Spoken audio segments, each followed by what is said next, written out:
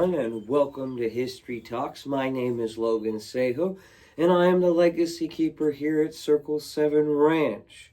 And today, I have something exciting for you. I've been building up for it on our Facebook page as well as other places.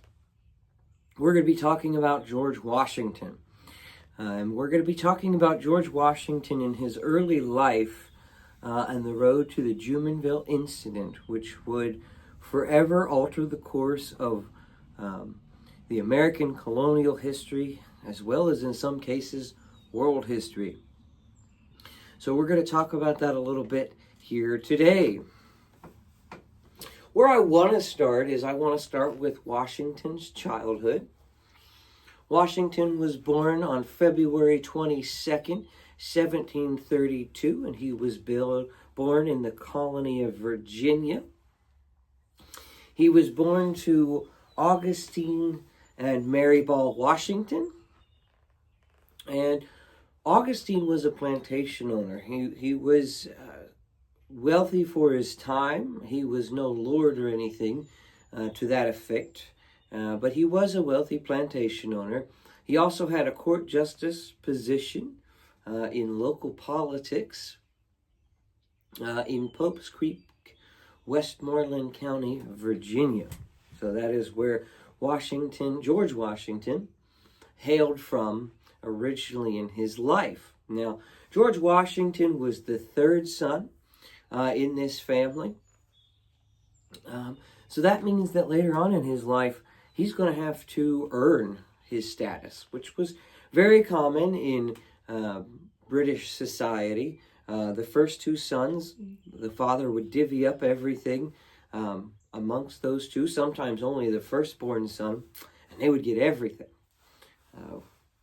Which, if you remember when we were discussing the Blennerhassetts a while ago, the same thing happened there with Harmon Blennerhassett. So George Washington was the third son. He grew up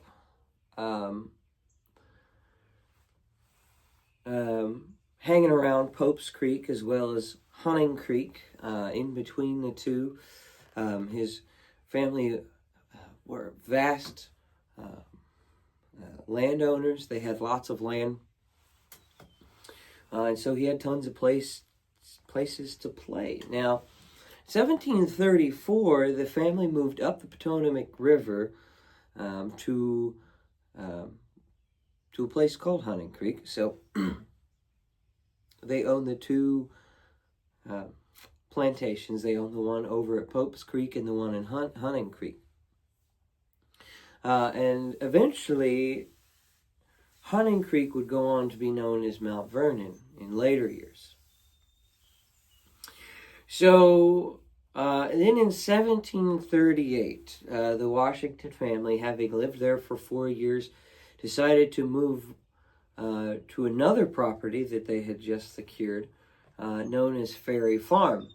And that is predominantly where Washington recalls having his most formative years of life, was at Ferry Farm. And he had a good, healthy, sustainable life there until he was 11 years old. And then Augustine Washington passed away, and he left his farms or his plantations to George Washington's brother, and just enough money for Mary Bell to raise all of the other children that Augustine and her had. And there wasn't a lot of money for education after that point, so Washington got about 11 good years into an institution, and then he was taught by a private tutor, which was not much. That would be equivalent to a public education system today. He didn't have a lot. So he never really attended college. For the rest of his life, he helped his mother run and work Ferry Farm, doing the daily tasks of owning a farm, feeding the chickens. He was making sure that the fields and everything were secured, and making sure that their crops would come in, taking care of the horses, and etc. Things that you do on a farm. Which now leads us to his education broader to that. So again, like I said, Washington never attended college. He decided to stay home and work the farm. Now, his two half-brothers did. One attended college over in England until Augustine Washington passed away. Then he returned to the States and finished out his schooling, or to the colonies, and he ended his education here. His other brother stayed here, got his education here, and they went on their ways, doing what they did. One to the Mount Vernon property, and the other came back home to help at Ferry Farm. And so Washington then had an out, if you will, an out to go out and figure out what did he want to do with his life, because his brother was back. It wasn't that it was a bad parting of ways. It was more of go and figure out what you're going to do with your life, because you can't stay here forever. So that's exactly what Washington did. Washington pitted around here and there for a little bit, and they eventually found out that he was really into surveying, and he got private tutors to assist him with that. And he had a rough go of it. He labored long and hard. It was not a craft that he came to, or anyone back then really came to naturally. There is a steep learning curve with surveying, and the equipment that they had to use back then was so finicky, and they were out in the elements worse than we are today. Well, eventually, he had studied, labored long and hard for a few years, and then he finally gets his first job. And he gets this job in 1740, and he surveyed Potawatomi near Little Hunting Creek. And this land was so rough, and it was so brutal that no one had really attempted it yet. And again, we're still here in the East. This was not necessarily too far into the Appalachian Mountain Range. But it got the nickname dubbed the Little Hell. It was the meadow of Little Hell. It was rocky, it was craggy, it was a rough place to be, it was hard to get to, and no one had really seen sense to survey it. But this was the task that he was assigned, and so he went forth and he did it, and he was so successful with it that he started to get a reputation. When I tell you that things take a long time, it took him a couple of 3 years to get this done. He did another property after that, another big swath of land. And then in 1748, he joined the Fairfax Company as a professional. And working for the Fairfax Company, he apprenticed there for quite a while.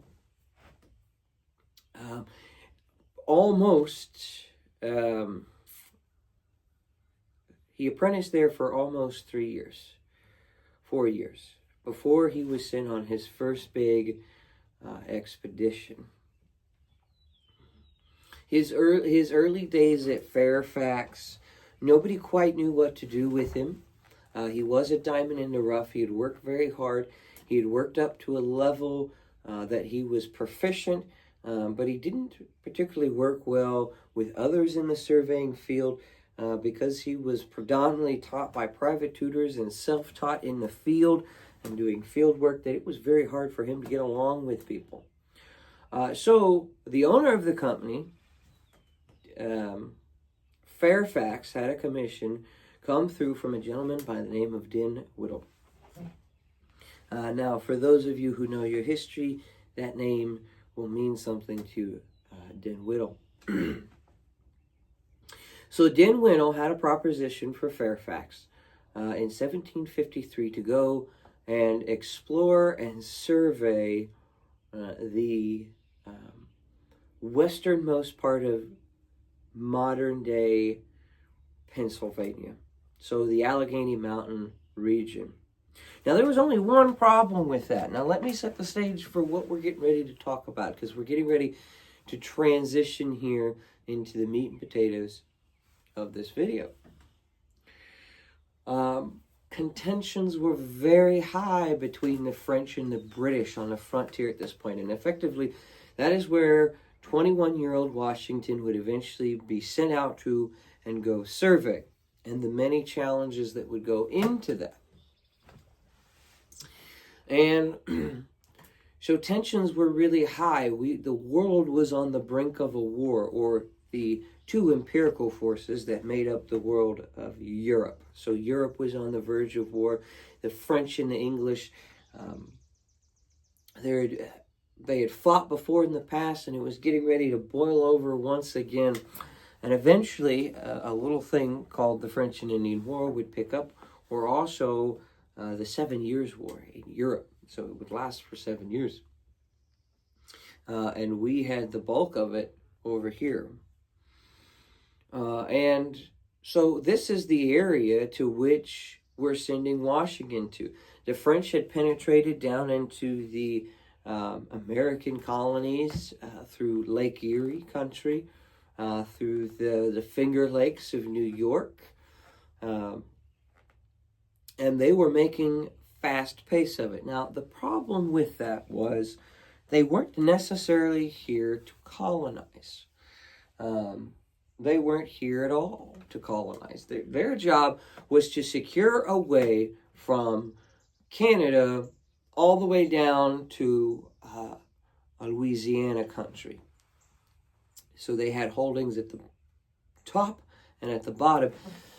And the problem was they had no way to get there, and so they were exploring and they were trying to figure out how to get there. So they were making a lot of allies with the Native Americans to help guide them on their way.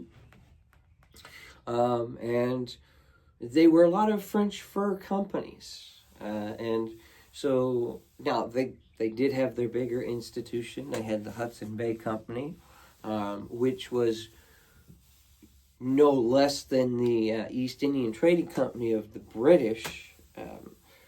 They were very powerful, somewhat corrupt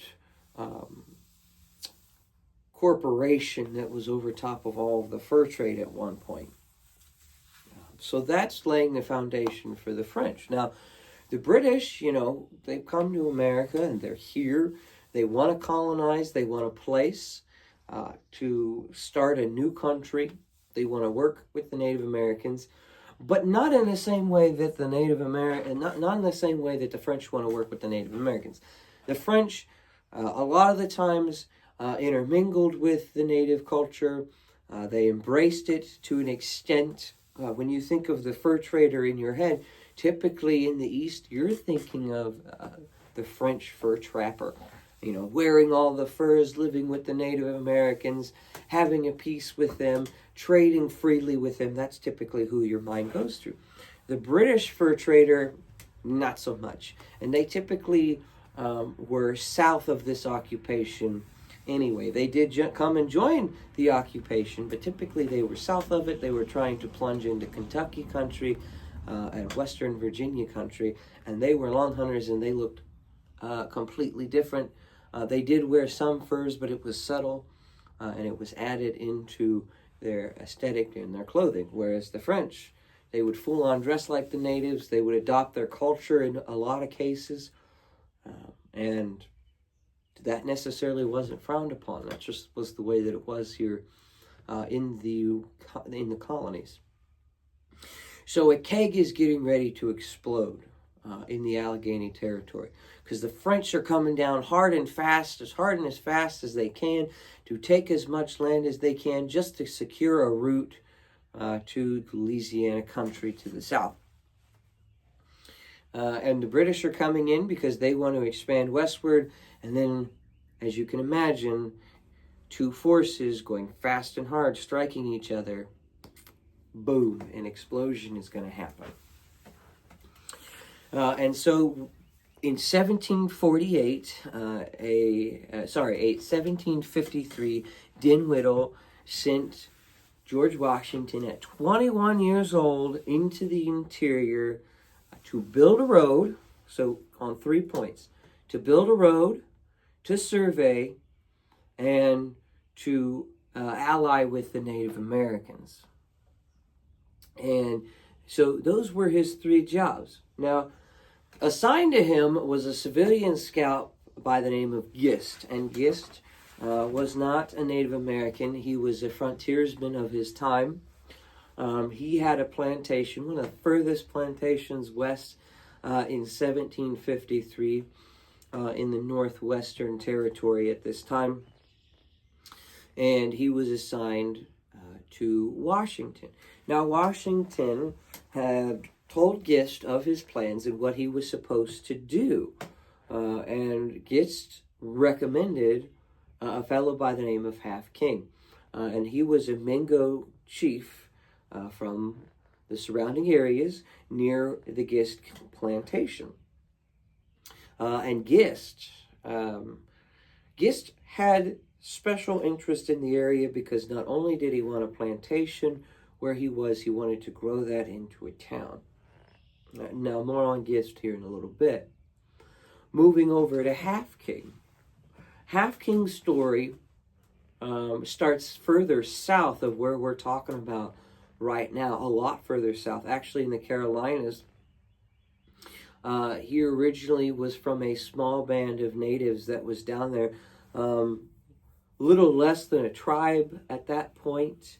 What little was left and what little is known of Half King in his early years, and the stories are almost lost to Native American lore and stories at this point because it was all oral tradition passed down. As it was, somehow, when he was up in the western Virginia country hunting and trapping, his entire family was wiped out by the French. Now, again, a lot of this is left up to interpretation, if you will, because we don't really know a lot because a lot of the story doesn't line up. Now, I have a theory on that as a historian. I do believe that somewhere along the way, Half King had a run in with some French, and it was not very good, and poor Half King, probably touting his scars as he did, made a beautiful and horrifying story about it. My opinion about Half King throughout the entirety of the French and Indian War is that he had a small confederacy from the Iroquois and the Shawnee and Mingo, and a little bit of the Delaware. I said that already, I think.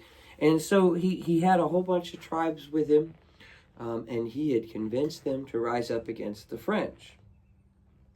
A small contingent, mind you, compared to the other tribes and their affiliation in the French and Indian War. Most of the natives did go to the French, but throughout the entirety of the war, they flip-flopped very often. So Half King, what I'm getting to is that he waged his own war. He waged his own side of the war. In my opinion, as a historian, it was not just French versus the English. The Native Americans, on behalf of Half King, as well as other notable Native Americans during they waged their own front in this war, sometimes against the French, sometimes against the British, whatever fit their need and whatever established their need. So Washington sets out from the Gist plantation and he begins to build his road and he begins to survey. Now, here's the thing. Multiple probes had been sent out from the French government to bring about peace before anything had began, or that is their story. The British had no knowledge of this, and they were almost chomping at the bit to get someone to get this war started. And eventually, Washington comes upon this meadow that's very out of place, in the middle of nowhere. And he camps there, bivouacs, if you will, there for some time. This will eventually be the sort of the site of Fort Necessity, but not yet.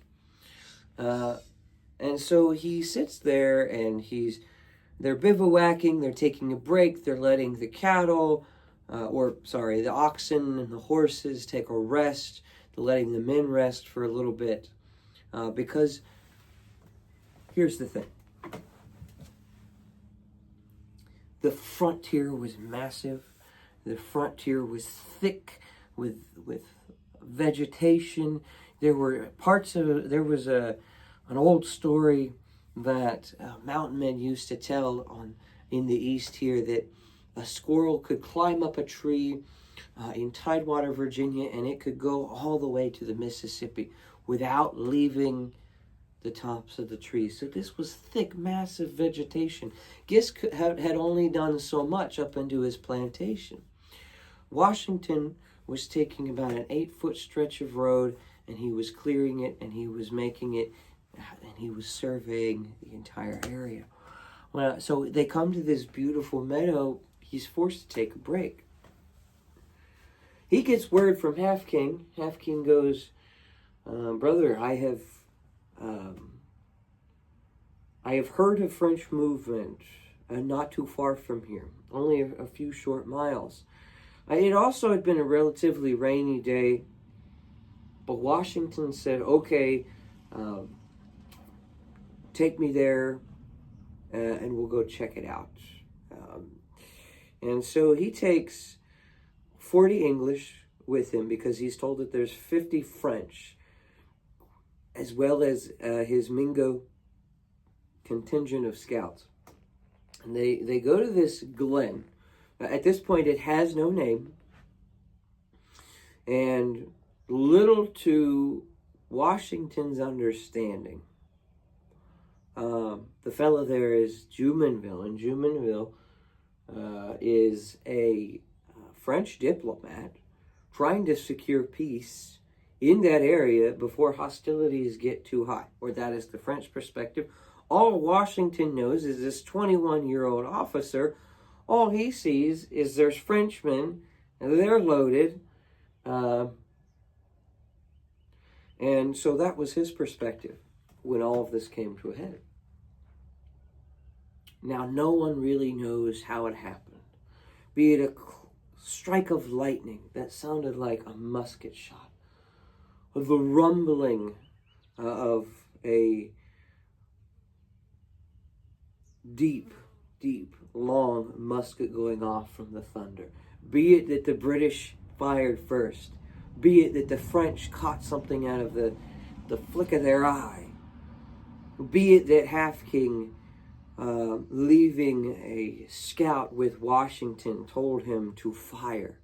No one really knows how this chaos, this 15-minute chaos of the Jumonville Incident would begin.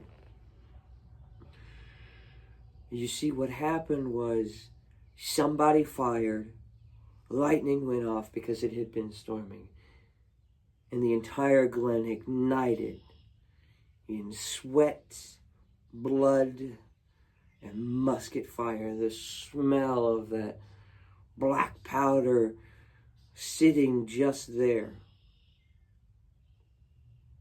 Only one British soldier had been injured by friendly fire because he stepped out from the line. Nearly all of the French had died except for one. So all 49 Frenchmen passed away that day. What had happened was the shots had fired. The French returned fire as best that they could but their muskets were wet. They weren't well maintained. Thuds and duds of the flint striking and nothing going off. And so they had to run. And so they ran.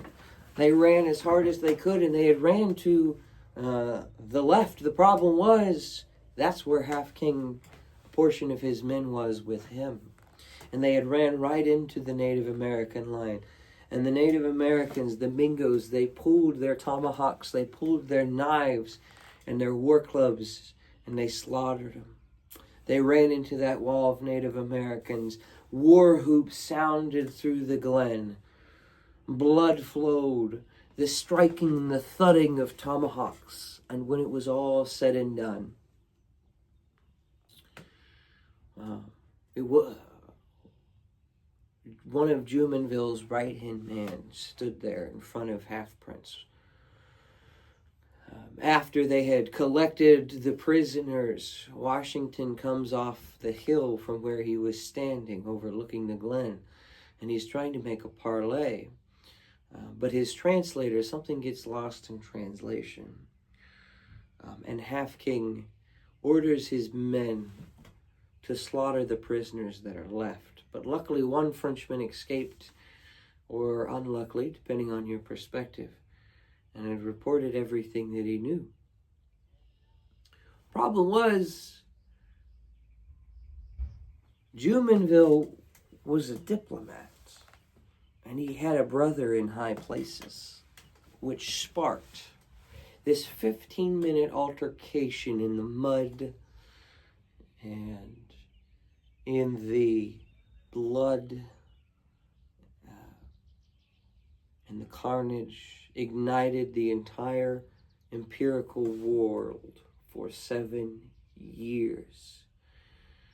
And Washington didn't even blame himself. He didn't blame anybody. He had no idea that this skirmish that lasted no more than 15 minutes near Hopwood and Farmington, Pennsylvania, would ignite the entire world. He had no idea. He got in a lot of trouble for it later on, which we'll cover here in a second. So Half King, one of the notable stories that comes out of the Jumonville Incident was he struck one of the prisoners on the head and ripped open his skull and scooped up the brains and rubbed it all over his flesh. This is about the last time that Washington really uses Half King's service. Now, to tie everything up in a nice, neat little bow, Half King leaves, and he goes and he fights his front through a lot of deceptions and lies and manipulation. The one Frenchman returns, and his words spark an entire war. He is angry, he is upset, he is scared, he's shivering, he's cold, and he's ran through the frontier trying to get news to the French government. And Washington goes back to his little meadow. But he also hears that a little bit later, he's getting ready to go back on his expedition, but he gets word from some of his other Native American scouts that the French are coming, and they're coming in force because they're not happy. And Fort Necessity is for another time and another video.